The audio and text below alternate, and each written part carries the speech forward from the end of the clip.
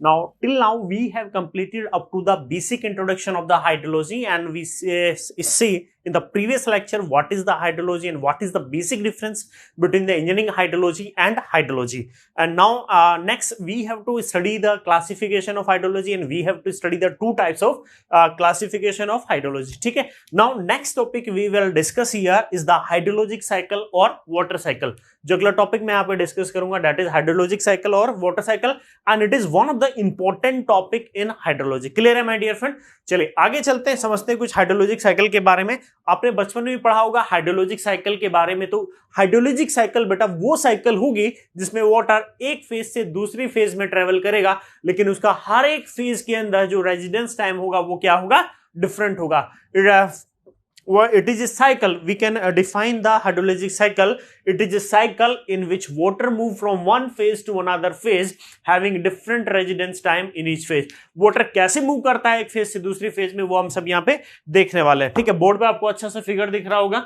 ये बोर्ड पे जो फिगर दिख रहा है, this is the view, this is the figure of the nature का व्यू दिख रहा होगा. और मुझे पता है बेटा नेचर में मेरे क्या है, ग्राउंड है, ग्राउंड वाटर टेबल भी है, नेचर में मेरी वेजिटेशन है, नेचर में मेरी कुछ स्ट्रक्चर्स भी बनी हैं, नेचर में मेरे कुछ हाउसेस भी बने होंगे, नेचर में मेरी रिवर भी है. This is the river.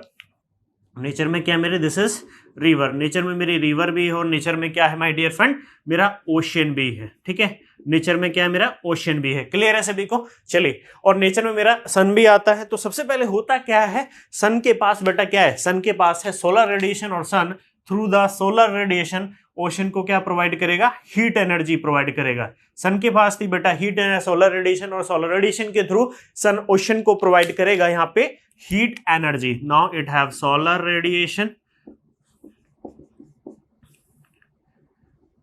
Solar radiation, और सोलर रेडिएशन के थ्रू वो क्या प्रोवाइड करता है ओशन को, that is heat energy. Clear my dear friend? ठीक है, sun through the solar radiation provide the heat energy to the ocean. जब किसी भी ऑब्जेक्ट को माय डियर फ्रेंड, किसी भी वाटर बॉडी को आप क्या प्रोवाइड करोगे, हीट एनर्जी प्रोवाइड करोगे, तो उसके सरफेस से क्या होगा, एवोपरेशन होगा. एवोपरेशन क्या होता है, वो प्रोसेस जिसमें कि लिक्विड मेरा गैसेस स्टेट में चेंज होता है, वेपर स्टेट में चेंज होगा, और या गैसेस स्टेट में चेंज होता है एट द फ्री सरफेस. जैसे ही उस ओशन वाटर को मेरी हीट एनर्जी मिलेगी, इसके सरफेस से, ये जो ओशन है, ओशन के सरफेस से मेरे वाटर वेपर का फॉर्मेशन होगा, और वाटर वेपर क्या करेंगे, these water vapour will move upward. ये वाटर वेपर मेरी कहां जाएंगे, अपवर्ड मूव करेंगे, and they will form the cloud. वे किसका फॉर्मेशन करेंगे, क्लाउड का फॉर्मेशन कर लेंगे. Clear my dear friend? They will form the cloud. उन्होंने क्लाउड का फॉर्मेशन कर लिया. जब क्लाउड का फॉर्मेशन होगा तो माय डियर फ्रेंड मेरे कुछ क्लाउड ऐसे होंगे जो वहीं पे क्या करेंगे, तुरंत के साथ ही वहां पे प्रिसिपिटेट कर जाएंगे. दे विल कंडेंस बैक. क्लियर है? जब यहां से water vapour heat energy transfer की, हीट एनर्जी से वाटर वेपर का फॉर्मेशन हुआ, वाटर वेपर मेरा अपवर्ड मूव किए, and they will form the cloud. उन्होंने क्लाउड का फॉर्मेशन कर लिया. जैसे ही क्लाउड का फॉर्मेशन हुआ तो मेरे कुछ क्लाउड ऐसे होंगे माय डियर फ्रेंड जो वहीं के वहीं क्या कर जाएंगे, कंडेंस कर जाएंगे. जहां पे फॉर्मेशन हुआ वहीं पे कंडेंस कर गए. क्लियर है? अब मुझे ये पता है माय डियर फ्रेंड कि मेरे एटमॉस्फेयर में एक बहुत बड़ा फैक्टर होता है, दैट इज विंड. एक बहुत बड़ा फैक्टर है मेरे एटमॉस्फेयर के अंदर, दैट इज विंड. विंड क्या करेगी, इन क्लाउड को कहां पे लेके आएगी, आपके लैंड सरफेस के ऊपर लेके आएगी. ठीक है, तो यहां पे जो मेरे क्लाउड थे, उन क्लाउड को कहां पे लेके आया गया है, that is on the land surface. Clear my dear friend? These are the again cloud. Clear है सभी को? चलिए, दीज आर द क्लाउड्स. ठीक है, जब ये क्लाउड मेरे माय डियर फ्रेंड कहां पे आएंगे, मेरे लैंड सरफेस के ऊपर आएंगे, तो again they will condense back. वे क्या होंगे, फिर से कंडेंस करेंगे. अब ये जो क्लाउड थे माय डियर फ्रेंड, ये उन्होंने क्या किया, फिर से कंडेंस हुए. These are the formation of precipitation और कंडेंस. क्लियर है माय डियर फ्रेंड? अब ये मेरे क्लाउड थे, इनसे क्या हो रहा है, मेरा क्या से प्रेसिपिटेशन हो रहा है. क्लियर है सभी को? चलिए आगे देखते हैं. प्रेसिपिटेशन में यहाँ पे डिस्कस करूंगा बेटा. अगर एटमॉस्फेयर से वाटर किसी भी फॉर्म में सरफेस पे आता है, then we can say it is precipitation. वो क्या है, प्रेसिपिटेशन है. ठीक है, किस किस फॉर्म में आ सकता है वाटर एटमॉस्फेयर से, वो रेनफॉल की फॉर्म में आ सकता है, वो स्नोफॉल की फॉर्म में आ सकता है, वो ड्रिजल की फॉर्म में आ सकता है, वो ग्लेज की फॉर्म में आ सकता है, और वो स्लिट की फॉर्म में भी आ सकता है. वो सब हम डिफरेंस देखेंगे चैप्टर नंबर 2 के अंदर. ठीक है, जैसे ही एक क्लाउड का प्रेसिपिटेशन होगा, तो जब प्रेसिपिटेशन होगा तो माय डियर फ्रेंड जितना भी प्रेसिपिटेशन हुआ, क्या वो सारा का सारा वाटर मेरा ग्राउंड सरफेस पे पहुंचेगा? नहीं, चूंकि मेरी वेजिटेशन, मेरे ग्राउंड सरफेस पे क्या है, कुछ स्ट्रक्चर्स बनी हुई हैं, कुछ वेजिटेशंस भी हैं, these are the vegetation, these are the structure and these are the some buildings.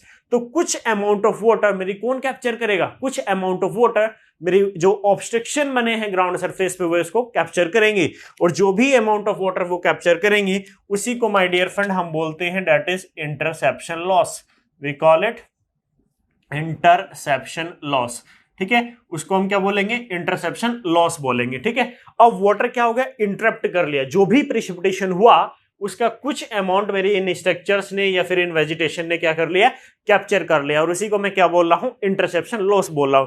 Clear है माय डियर फ्रेंड? अब होगा क्या, आपने एक बात नोट की होगी, जब भी आप रेनफॉल होता है आप अपने घर की रूफ पर भी देखते हैं कि पानी थोड़ा कलेक्ट हो जाता है, लेकिन वो वाटर माय डियर फ्रेंड ऐसा नहीं है कि वो 2 साल तक या 10 साल तक वहीं पे जमा है। नहीं, वो कुछ घंटे बाद, कुछ टाइम के बाद वहां से क्या हो जाता है? वॉश आउट हो जाता है। क्लियर है? तो वो वाटर वॉश आउट होने के बाद कहां जाएगा? आप देखते हैं आगे। मान लो क्लाउड से प्रेसिपिटेशन आया, इंटरसेप्शन हुआ, इंटरसेप्शन लॉस हो गया, तो बेटा मेरे पास इंटरसेप्टेड वाटर के पास 3 पॉसिबल पाथ है। मान लो कि इस वेजिटेशन ने क्या किया? इस वेजिटेशन ने कुछ वाटर को कैप्चर कर लिया, और इसी को मैं बोलता हूं that is interception loss. We call it interception loss. Clear है? चलिए, अब बेटा मैं ये नहीं बोल रहा हूं यहां पे, अगर कोई बच्चा ये समझ रहा है कि जितना अमाउंट ऑफ वाटर उसने कैप्चर किया वो इंटरसेप्शन लॉस है, नहीं, मैं उसको लॉस नहीं बोल रहा हूं। जो अमाउंट उसने कैप्चर किया है वो इंटरसेप्शन है। अब उसका कितना पार्ट लॉस होगा वो क्या होगा? मेरा इंटरसेप्शन लॉस। क्लियर है? अब इस वेजिटेशन पे जो भी अमाउंट ऑफ वाटर कैप्चर किया है, तो आपने देखा होगा कि किसी भी वेजिटेशन पे जब कुछ पानी आपका कलेक्ट हो जाता है तो कोई एक पार्ट मेरा ऐसा होगा जो इसी के सरफेस से, इसी वेजिटेशन के सरफेस से एवोपरेट होके कहां चला जाएगा? बैक टू द एटमॉस्फेयर चला जाएगा।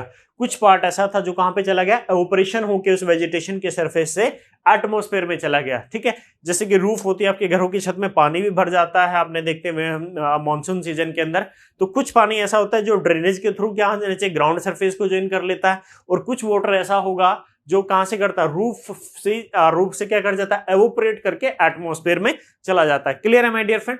अब आगे चलते हैं। जो वाटर इंटरसेप्ट हुआ है बेटा उसके पास 3 पॉसिबिलिटी है। कौन कौन सी? पहली पॉसिबिलिटी तो माय डियर फ्रेंड ये थी कि वो उसी के सरफेस से एवोपरेट होके बैक टू द एटमॉस्फेयर चला जाए। क्लियर है? दूसरी पॉसिबिलिटी क्या है? दूसरी पॉसिबिलिटी ये है कि वो वाटर लीव्स और ब्रांचेस के थ्रू होते डायरेक्टली क्या कर जाए? ड्रिप ऑफ हो जाए फ्रॉम द प्लांट लीव। वो प्लांट की लीव से क्या कर जाए? ड्रिप ऑफ हो जाए। ड्रिप ऑफ का मतलब होता है माय डियर फ्रेंड टपकना। ड्रिप ऑफ को बोलते हैं टपकना। आपने देखा भी होगा जब आप कहीं पे जा रहे हैं, मान लो आप बाइक लेके जा रहे हैं कहीं पे, ठीक है, और अचानक से बारिश पड़ने लग जाए, तो आप हमेशा ऐसा क्या करते हैं कि आप किसी पेड़ के नीचे रुक जाते हैं। जब आप किसी ट्री के नीचे रुके हैं तो माय डियर फ्रेंड, तो वो भी जो ट्री होता है, जो वेजिटेशन होती है, वो कुछ टाइम बाद क्या कर देती है? टपकना स्टार्ट कर देती है। आप बोलते हैं ना कि यहाँ से पानी टपक रहा है, यानी कि ड्रिप ऑफ हो रहा है। क्लियर है? अगर ये वाटर, तो वो ड्रिप ऑफ कहां से हुआ? थ्रू द लीव्स और ब्रांचेस के थ्रू होते हुए वो डायरेक्टली ड्रिप ऑफ होके अगर वो ग्राउंड सरफेस को ज्वाइन कर लेता है तो इसको हम बोलते हैं थ्रू फॉल। क्या बोलते हैं my dear friend? We call it through fall. We call it through fall. क्या बोलेंगे हम इसको? Through fall. This is the second possibility. पहली पॉसिबिलिटी क्या थी? कि वो उसके सरफेस से एवोपरेट कर जाए। दूसरी पॉसिबिलिटी क्या है? कि वो लीव्स और ब्रांचेस के थ्रू होते हुए ड्रिप ऑफ हो रहा है, ग्राउंड सरफेस को ज्वाइन कर रहा है, then we call it through fall. तीसरी पॉसिबिलिटी माय डियर फ्रेंड ये थी कि जो वाटर इंटरसेप्ट हुआ था वो लीव और ब्रांचेस के थ्रू होते हुए एंड थ्रू द स्टेम के सहारे नीचे कहां रहा है? ग्राउंड सरफेस को ज्वाइन कर रहा है। अगर वो ऐसा कर रहा है तो we call it stem flow. हम उसको क्या बोलते हैं? स्टेम फ्लो बोलते हैं। We call it stem flow. This is the third possibility. ये क्या थी? मेरी थर्ड पॉसिबिलिटी थी। क्लियर है? पहली पॉसिबिलिटी एवोपरेशन, दूसरी मेरी क्या थी? थ्रोफॉल, और तीसरी क्या थी? Stem flow. स्टेम फ्लो क्या होता है? जो ट्री का वर्टिकल पोर्शन होता है उसको हम क्या बोलते हैं? स्टेम बोलते हैं। ये मेरा स्टेम है। क्लियर है? चलिए अब आगे टर्मिनोलॉजी पढ़ते हैं कुछ। अब मेरा वाटर कहां पे पहुंच गया? ग्राउंड लेवल पे पहुंच गया। जब वाटर मेरा ग्राउंड लेवल पे पहुंचता है माय डियर, तो जब वाटर मेरा ग्राउंड लेवल पे पहुंचा तो उसका कुछ पार्ट, उस वाटर का कुछ पार्ट सोइल मास के थ्रू ट्रेवल करता है। उसका कुछ हिस्सा कहां ट्रेवल करेगा? थ्रू द सोइल मास। तो एक वर्ड यहां पे डिफाइन होता है इनफिल्ट्रेशन। तो इनफिल्ट्रेशन क्या होता है?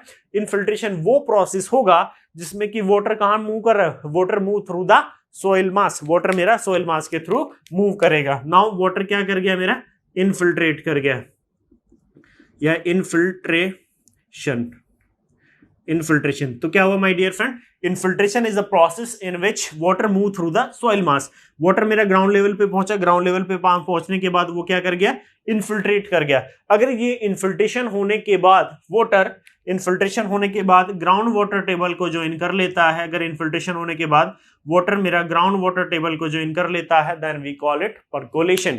उसको हम क्या बोलते हैं my dear, we call it percolation, हम उसको बोलते हैं percolation. Clear, water soil mass के थ्रू ट्रेवल किया, लेकिन उस वाटर ने किसको ज्वाइन कर लिया, उसने ग्राउंड वाटर टेबल को ज्वाइन कर लिया, then we call it percolation. ठीक है, अगर परकोलेशन होने के बाद water deep below the ground water table travel करे, अगर परकोलेशन होने के बाद water deep ground water table के बिलो ट्रेवल करे, then we call it ground water flow. हम उसी को क्या बोलते हैं my dear friend, we call it ground water flow.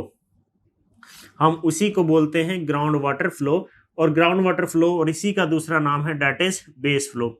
उसी को हम बोल सकते हैं ग्राउंड वाटर फ्लो और बेस फ्लो। ठीक है, अगर वाटर मेरा ग्राउंड लेवल और ग्राउंड वाटर टेबल के बीच मूव करता है, अगर वाटर किसके बीच ट्रेवल कर रहा है, between the ground level and ground water table, then we call it interflow, then we call it interflow. हम उसको क्या बोलते हैं, इंटरफ्लो, और इसी का दूसरा नाम होता है सब सरफेस फ्लो, इंटरफ्लो, और वी कॉल इट सब सरफेस फ्लो। क्लियर है, इंटरफ्लो बोलते हैं और इसी को क्या बोलते हैं, सब सरफेस फ्लो। क्लियर है, अगर ग्राउंड लेवल और ग्राउंड वाटर टेबल के बीच में होगा तो इंटरफ्लो और सब सरफेस फ्लो, अगर ग्राउंड वाटर टेबल के बिलो होगा तो ग्राउंड वाटर फ्लो और बेस फ्लो। क्लियर सभी को। अब बेटा मैंने बताया था कि वाटर ग्राउंड सरफेस पे पहुंचा, ग्राउंड सरफेस पे पहुंचने के बाद कुछ वाटर इन्फिल्ट्रेट कर गया, लेकिन बेटा सारा वाटर इन्फिल्ट्रेट नहीं करता, अभी भी कुछ वाटर ऐसा है जो इन्फिल्ट्रेट नहीं किया था और जो कहां ट्रेवल कर रहा है, ग्राउंड सरफेस के ऊपर ट्रेवल करता है और अल्टीमेटली किसी रिवर या स्ट्रीम को ज्वाइन कर लेता है। आपने देखा होगा रेनफॉल हुआ किसी सिटी के अंदर, पानी जो है इकट्ठा हो गया, जो वाटर था वो कलेक्ट हो गया, आपकी जो आपकी रोड है या आपकी पार्क है, जो भी वहां पे कम्युनिटी है, वाटर उसमें डिस्ट्रीब्यूट हो गया, लेकिन कुछ टाइम बाद वाटर वहां पे नहीं है, तो वाटर गया कहां पे, उस वाटर ने बेटा अल्टीमेटली किसी सोर्स को ज्वाइन कर लिया, किसी रिवर या स्ट्रीम को उस वाटर ने ज्वाइन कर लिया। ठीक है, तो रेनफॉल का वो हिस्सा या वो पार्ट जो अल्टीमेटली किसी रिवर या स्ट्रीम को ज्वाइन करता है, उसी को हम बोलते हैं रन ऑफ। क्लियर है माय डियर फ्रेंड, ये वाटर सॉइल मास के थ्रू ट्रेवल किया और अल्टीमेटली उसने किसी रिवर या स्ट्रीम को ज्वाइन कर लिया, तो हम उसी को क्या बोलते हैं बेटा, रन ऑफ। क्या बोलेंगे my dear friend, run off. अब बेटा ये जरूरी नहीं है कि वाटर हमेशा सॉइल मास के ऊपर ही ट्रेवल करके, सॉइल या ग्राउंड सरफेस पे ट्रेवल करके ही रिवर या स्ट्रीम को ज्वाइन करे, ये बिल्कुल भी जरूरी नहीं है। वो कैसे भी ज्वाइन कर सकता है, कैसे ज्वाइन कर सकता है, हो सकता है वो ग्राउंड के लेवल के नीचे इन्फिल्ट्रेट करे और इन्फिल्ट्रेशन करने के बाद किसी रिवर या स्ट्रीम को ज्वाइन कर ले। Clear my dear friend. चलिए अब चूंकि because this water is travelling over the surface, ये वाटर कहां पे ट्रेवल कर रहा था, मेरा सरफेस के ऊपर ट्रेवल कर रहा था, और सरफेस पे ट्रेवल करके इसने किसी रिवर या किसी स्ट्रीम को ज्वाइन कर लिया, then we call it surface run off. हम क्या बोलते हैं माय डियर फ्रेंड इसको, we call it surface run off. Surface run off क्यों बोल रहा हूं, क्योंकि this water is travelling over the surface, और इसी को हम दूसरी लैंग्वेज में बोलते हैं सरफेस रन ऑफ, और इसी को माय डियर फ्रेंड हम बोलते हैं ओवरलैंड फ्लो। क्या बोलते हैं इसी को, ओवरलैंड फ्लो भी हम इसी को बोलते हैं। क्लियर है my dear friend, surface run off या फिर ओवरलैंड फ्लो। क्लियर सभी को। ये मैं डेफिनेशन सारी लिखाऊंगा आपको, इंपॉर्टेंट टर्मिनोलॉजी जब मैं पढ़ाऊंगा, infiltration, through fall, interception loss, सब कुछ लिखाने वाला, हमको टेंशन नहीं लेना है। क्लियर है, चलिए आगे चलते हैं।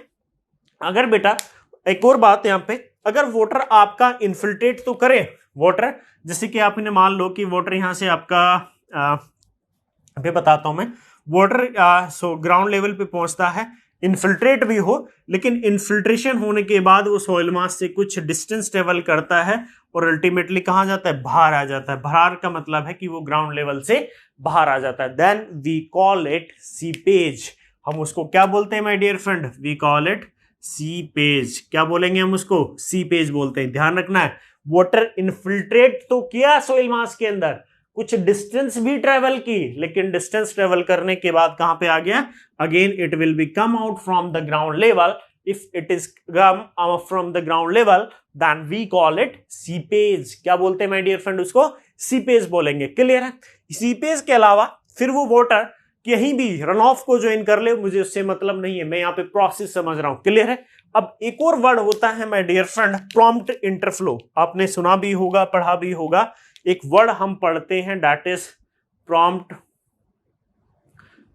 इंटरफ्लो। ये सारी टर्मिनोलॉजी आपकी काम आने वाली है पूरी आगे हाइड्रोलॉजी, जितनी भी कंप्लीट हाइड्रोलॉजी हम आगे पढ़ेंगे सारी की सारी टर्मिनोलॉजी मेरी काम आएगी आगे। प्रॉम्प्ट इंटरफ्लो, प्रॉम्प्ट इंटरफ्लो क्या होता है? मान लो कि वाटर आपकी रेनफॉल हुआ, प्रेसिपिटेशन हुआ, वाटर मेरा ग्राउंड सरफेस पे पहुंचा, इनफिल्ट्रेट भी हुआ, लेकिन इनफिल्ट्रेट होने के बाद उसने सोइल मास के थ्रू ही किसको कर दिया? रिवर को रिचार्ज कर दिया, यानी कि किसी रिवर या स्ट्रीम को ज्वाइन कर लिया।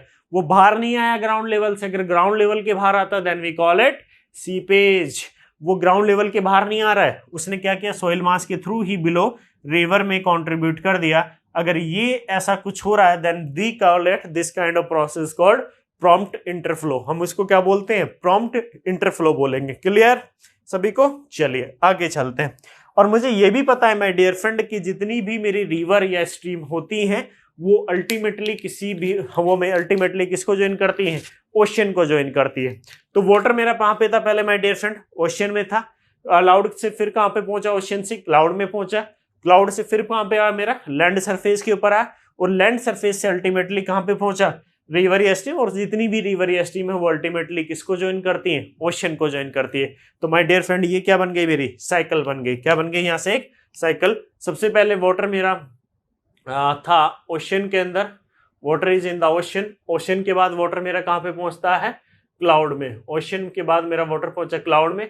क्लाउड के बाद मेरा वाटर कहां पे पहुंचता है? That is on the land surface. वो लैंड सरफेस के ऊपर बोला। क्लियर है?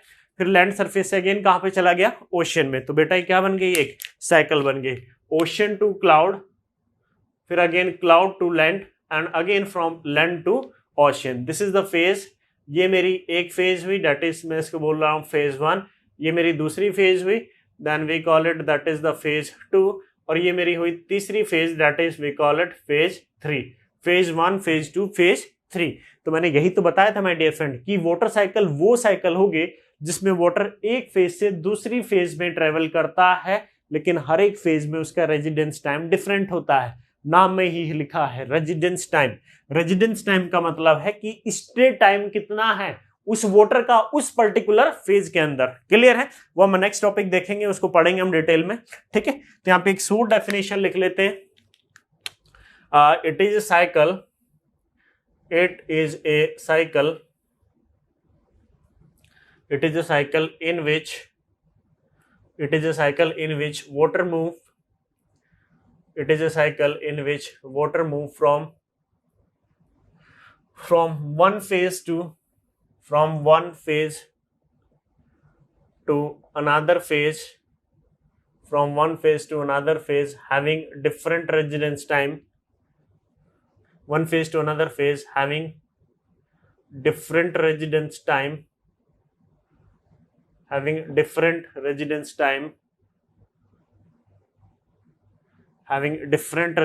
time in each phase, having different residence time in each phase। Clear है? चलो इसको नोट कर सकते हैं डेफिनेशन में। ठीक है? समझ में आया सभी को? आगे कुछ और पढ़ेंगे, रेजिडेंस टाइम के बारे में भी हम यहाँ पर डिस्कस करेंगे। क्लियर है इतना सभी को? बेटा ये डेफिनेशन यहाँ पे नोट नहीं करना है, ये सब मैं जब पढ़ाऊंगा आपको इंपॉर्टेंट टर्मिनोलॉजी उसमें सारी डेफिनेशन आपको लिखाने वाला हूँ। बस जैसे सीपेज हो गया, प्रॉम्प्ट इंटरफ्लो हो गया, बेटा ये टर्म समझने के होते हैं, लिखने के नहीं होते। वैसे भी डेफिनेशन क्या डेफिनेशन लिखोगे आप सीपेज और प्रॉम्प्ट इंटरफ्लो का? बस प्रोसेस अंडरस्टैंडिंग होनी चाहिए मेरे पास। क्लियर सभी को? चलो आगे चलते हैं। आगे चलने से पहले बेटा एक और पॉइंट यहाँ पे डिस्कस करता हूं मैं यहाँ पे। अगर आपसे क्वेश्चन पूछे who is the main source of energy in hydrologic cycle और वाटर साइकिल, वाटर साइकिल और हाइड्रोलॉजिक साइकिल के अंदर मेन सोर्स क्या होता है एनर्जी का? तो मेन सोर्स होता है my dear friend that is sun, क्योंकि सन ही अपना काम कर रहा है। सन ने क्या प्रोवाइड की? Heat energy. अगर सन हीट एनर्जी प्रोवाइड ना करे तो साइकिल मेरी रन नहीं करेगी। तो यहाँ पे एक और नोट पॉइंट आप लिख सकते हैं, एक नोट पॉइंट यहाँ पे लिख लीजिएगा आप कि sun is the main source of energy, sun is the main source of energy. Sun is the main source of energy in water cycle. Sun is the main source of energy in water cycle. Water cycle के अंदर जो main source होता है energy का वो कौन होता है? सन होता है. क्लियर है? चलो इसको नोट करो, फिर आगे बढ़ते हैं, नेक्स्ट पॉइंट डिस्कस करते हैं, दैट इज रेजिडेंस टाइम. इसको नोट करो सभी लोग.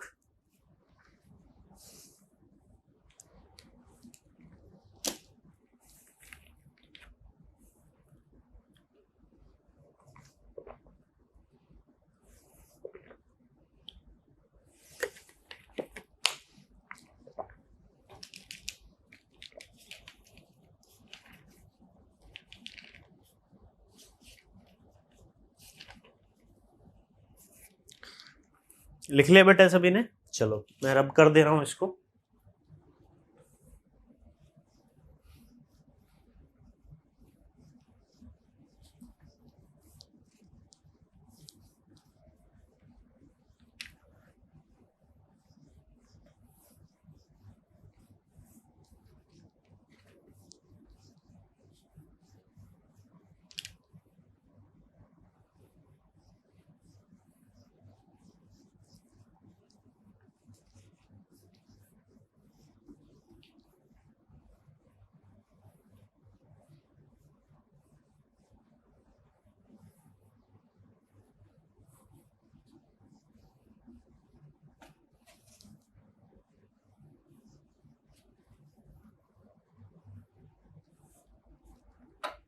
नेक्स्ट हेडिंग डालिए, दैट इज रेजिडेंस टाइम.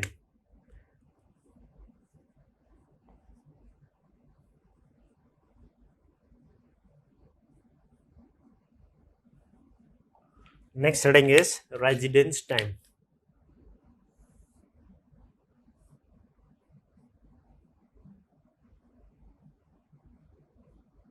चलिए देखते हैं बेटा. रेजिडेंस टाइम होता है, इसको हम रिप्रेजेंट करते हैं small T R. We can represent the residence time by small T R. T for time, R for residence.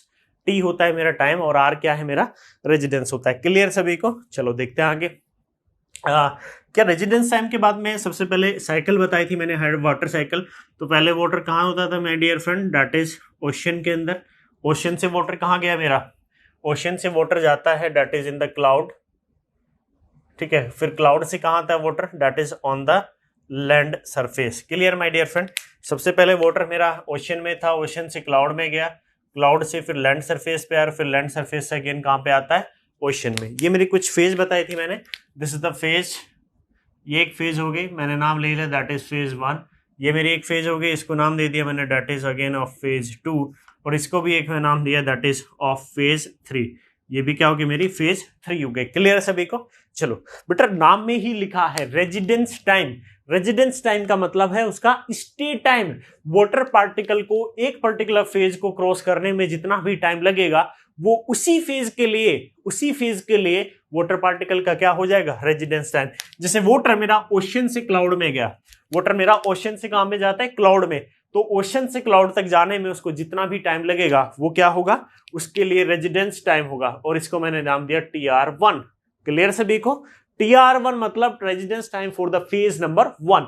Similarly cloud से लैंड सरफेस तक जाने में उसको टाइम लगा मान लीजिए TR2. तो TR2 is the residence time for the phase 2. Similarly land surface से वो अगर ओशन में जाता है तो उसको फिर से कुछ ना टाइम लगेगा और नाम टाइम लगा मान लीजिए दैट इज TR3. तो TR3 is the residence time for the phase 3. वो फेज 3 के लिए क्या हो गया? उसका रेजिडेंस टाइम हो गया. क्लियर है सभी को?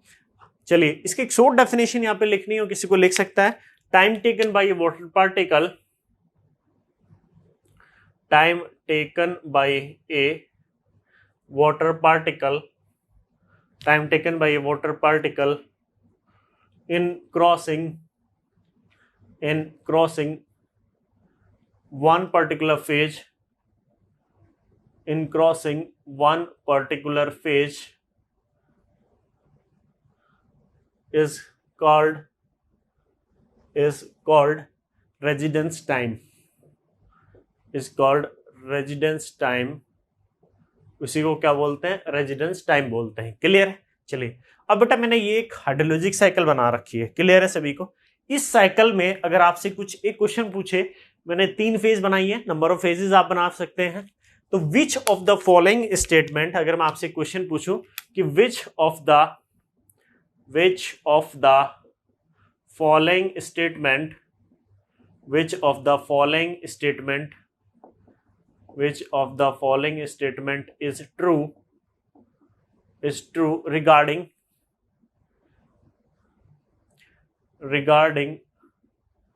residence time of above hydrologic cycle और या फिर वाटर साइकिल। क्लियर सभी को? चलिए 4 स्टेटमेंट मैंने यहां पे लिखे my dear friend, that is A, B, C and D. 4 statement मैंने यहां पे लिख दिए। First statement is that is TR1 is greater than TR2 greater than TR3। दूसरा स्टेटमेंट मैं लिखता हूं TR1 less than TR2 less than TR3। Third statement में लिखता हूं यहां से that is TR1 is equal to TR2 is equal to TR3। ठीक है। तीसरा fourth option is can not comment. चलिए देखते हैं बेटा कौन सा होगा।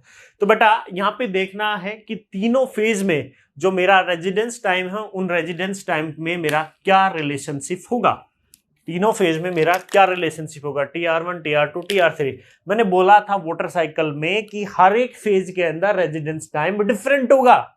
यही बोला था ना कि मैंने, हर एक फेज में मेरा रेजिडेंस टाइम क्या होगा, डिफरेंट। तो डिफरेंट का मतलब माय डियर फ्रेंड ये नहीं है कि इस फेज में ज्यादा टाइम लगे, इसमें थोड़ा कम लगे और इसमें सबसे कम लगे। डिफरेंट का मतलब ये नहीं होता। इसका मतलब option number A will be wrong. Option number A क्या है मेरा, रॉन्ग है। क्लियर है? सेकेंड स्टेटमेंट, डिफरेंट का मतलब बेटा ये भी नहीं होता सबसे कम टाइम फेज 1 में लगे, उससे ज्यादा थोड़ा फेज 2 में लग रहा है और सबसे ज्यादा फेज 3 में लग रहा है। उसका मतलब ये भी नहीं है, नहीं कि ऑप्शन नंबर बी भी मेरा क्या है, रॉन्ग है। ऑप्शन नंबर बी भी मेरा रॉन्ग है। तीसरा ऑप्शन आता है that is TR1 is equal to TR2 is equal to TR3। मैंने बेटा कभी नहीं बोला कि रेजिडेंस टाइम मेरा क्या होगा, सेम, यानी कि ऑप्शन नंबर थर्ड भी क्या होगा, गलत। तो option number D will be answer. Can not comment, मैं कमेंट नहीं कर सकता। हो सकता है फेज 1 में मेरे 2 घंटे लगे हों, फेज 2 में मेरे 16 घंटे लग गए हों और फेज 3 में मेरे केवल 4 घंटे लगे हों। ठीक है, हो सकता है, कुछ भी पॉसिबिलिटी हो सकती है। तो माय डियर फ्रेंड, मैं रेजिडेंस टाइम ये तो बता सकता हूं कि तीनों फेज में डिफरेंट है, बट मैं ये नहीं बोल सकता कि तीनों फेज में मेरा रेजिडेंस टाइम में क्या रिलेशन होगा। क्लियर है सभी को? चलिए इसको नोट कीजिए, फिर आगे चलते हैं, कुछ और पॉइंट डिस्कस करते हैं। यहाँ पे नोट करो इसको जल्दी से।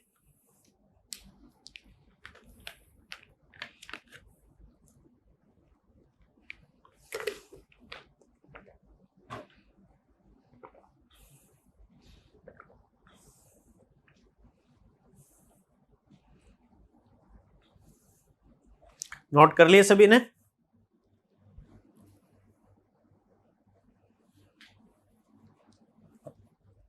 नोट कर लिए बेटा सभी ने? चलिए आगे चलते हैं। नेक्स्ट हेडिंग डालिए, कैचमेंट एरिया।